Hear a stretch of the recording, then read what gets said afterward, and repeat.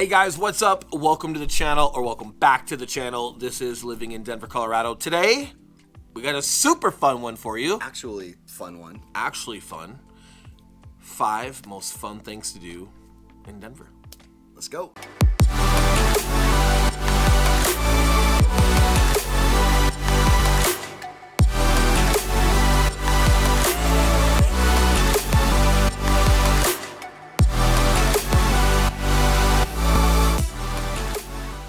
What's up, guys? We are the Mile High Property Brothers. I am Eli Schmidt. This is my business partner, Will Grimes. And if it's your first time visiting our channel, guys, make sure you hit that subscribe button along with the notification bell, because every Tuesday and Thursday morning, we're coming out with a new video and we're telling you everything there is to know about moving to or living in the Denver, Colorado area.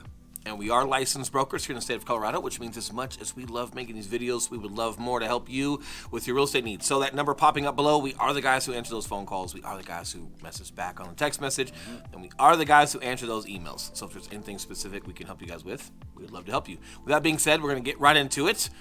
Fun topic. Super fun. I always say fun. Now it's actually like, it's literal now. But we're going to talk about the 5 fun things to do in Denver. A little, not convoluted, a little layered, because some of them are related. But we're going to get right into it. And if you're visiting or if you're looking at moving here, you definitely want to check these things out.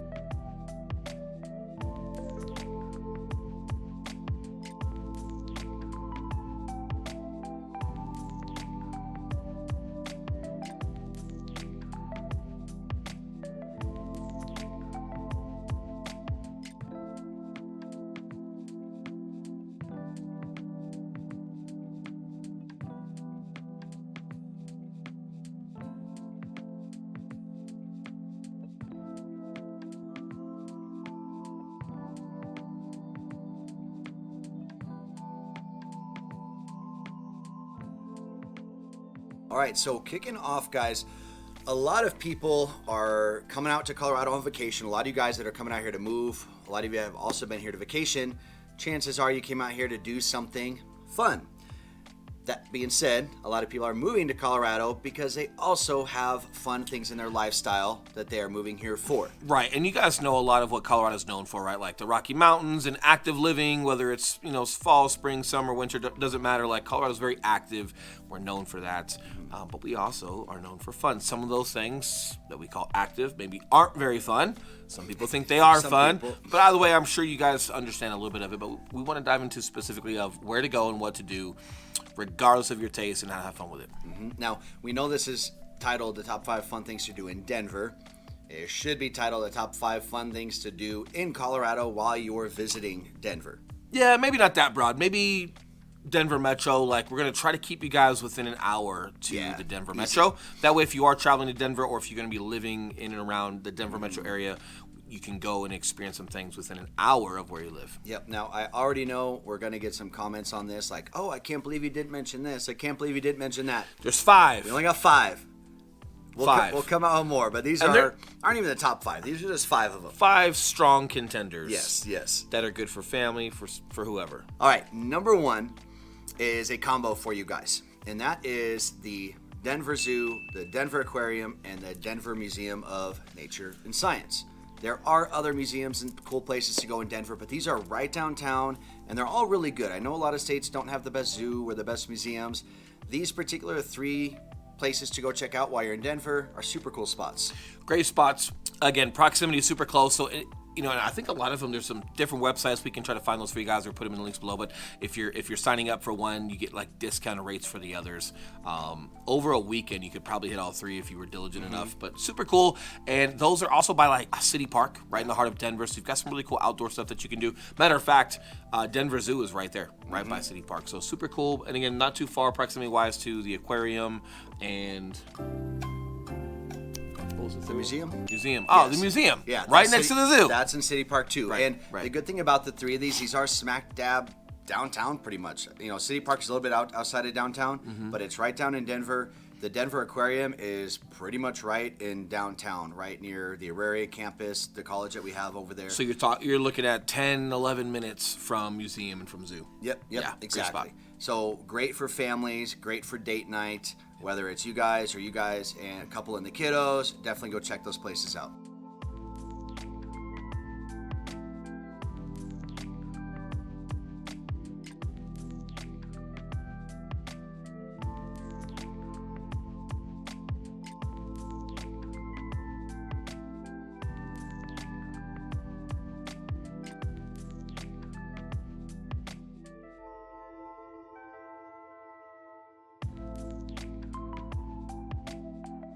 All right, now number 2, multiple day destinations in Colorado. And what we mean by day destinations, a lot of times us locals will kind of joke about how you're an hour, 2 hours away from a vacation here in Colorado. You don't even have to leave the state to go explore somewhere completely different.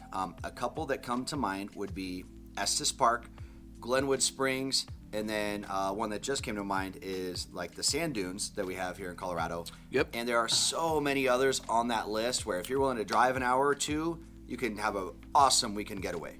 Except sand dunes a little bit further than an hour away from Denver Metro. Yeah, what is it, 2, 3? Is it really? I've never been there. Full disclosure, I've never been there.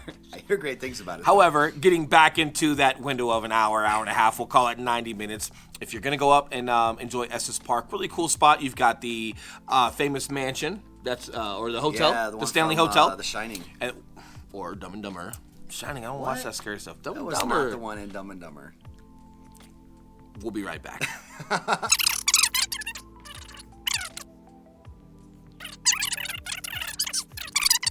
All right. I stand corrected. There you go. I had no idea that the Dumb and Dumber Hotel was a Stanley Hotel. So, which is in Estes Park, which is It fun. is. So there's a lot of historical stuff that's There there, is. but it's also just outside of the Rocky Mountain National Park, Yeah. which is a lot of fun. Ton of different lakes that you have up there and some outdoor stuff that you guys can do. Glenwood Springs is another really cool spot. It's a little bit further past Estes as you're heading up I-70 into the mountains, and there's a small unknown amusement park up there. I wouldn't even call it amusement park, but basically they have rides on the side of a mountain, and Glenwood Caverns, where you can get on this big swing that literally swings you out over the edge of this cliff. And it's pretty cool. Not a lot of people know about it, but definitely go check out Glenwood Caverns. I don't know if it's fun. Go people watch. Go sit on a bench, people watch. Make sure the thing is safe and that nobody's flying off It's the mountain. safe. Yeah, You but guys can maybe enjoy that. scope it out first.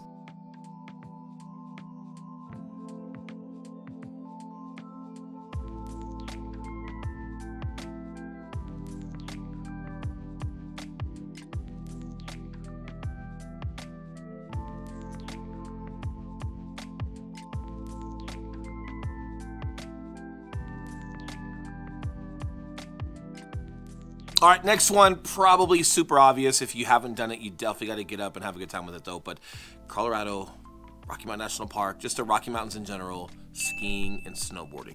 Yes, this one is a definite given. Had to be on the list. Kind of cliche, but cliche for a reason. That is one of the number one things people love to do out here during the weekends. Get away during the week if you can sneak away from work. A little bit of context, guys. There are so many different resorts up in Colorado. Some of the most popular ones are Breckenridge, Vail, Copper Mountain is one of my favorites. You've got- Arapahoe Basin is probably one of your closer Hay ones. Basin is one of the closest. Being that we're Loveland. keeping it to an hour from Denver. Yep. But man, with that, if you guys are going and you're focusing on going and taking a good ski trip, one of the things you're going to want to do is take the weekend. If you're going up there on a Friday afternoon, there's going to be a ton of traffic going up into the mountains. If you can get away on a Thursday evening, that's ideal. Get up there, land on Friday, you can ski or snowboard Friday, Saturday, Sunday, come down Monday ideally. But just know if you're going up Friday and you're coming down Sunday, you're going to be sitting in a lot of traffic. If you're a baller, you can fly into Aspen. Ooh, So there is no commute to the mountains from DIA. True. And hey, if you're not into skiing and snowboarding, there's plenty of like concerts and just different cool bar and grills and some relaxing time. Some of them have some hot springs. They've got massage, a ton of different stuff that you can do. Hang out, drink some whiskey, enjoy the cabin life if you don't like skiing and snowboarding. So plenty of stuff that you can do if some of your family does want to do that and you just want to chill. Plenty of chill things that you can do up there. And if you're visiting in the summertime, a lot of people don't realize that those resorts are still open during the summertime. So what's really fun is like, let's use Copper for example. They'll still have their lifts running during the summertime, and you can take a lift all the way up to the top, and there's like a restaurant there, and you can just look at the views. You can take a mountain bike, and throw your mountain bike on the lift and ride up and then mountain bike down. So don't think that just because it's not the winter time that you can't go and enjoy some of these ski town mountain resorts. 100%.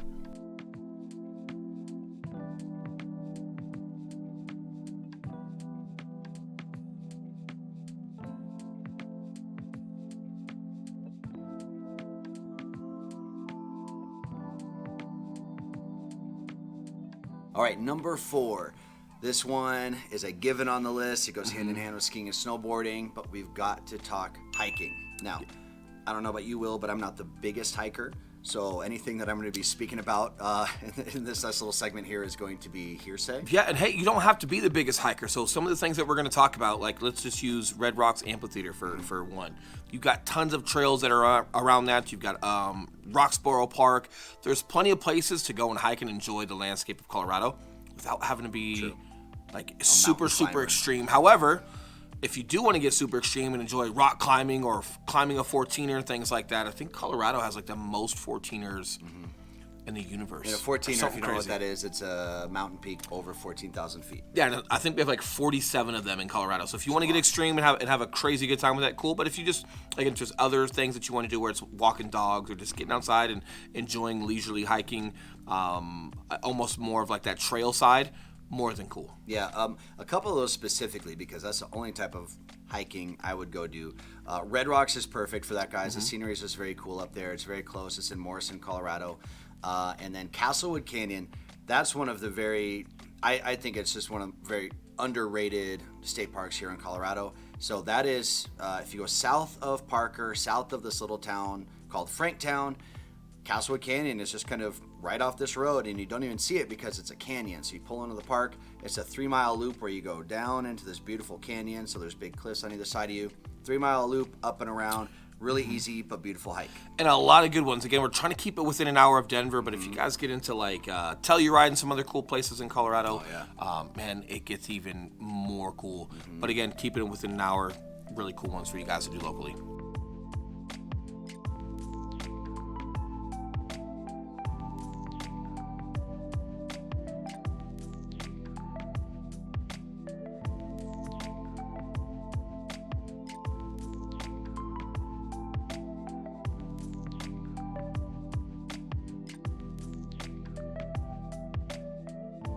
All right, last but not least, and I know we're giving you guys a lot, so even though it's more like 5 categories instead of like 5 specific things, but it's fun. Colorado's a very active, fun place, so hopefully you guys are getting plenty of that from this. But sports and entertainment is our last category.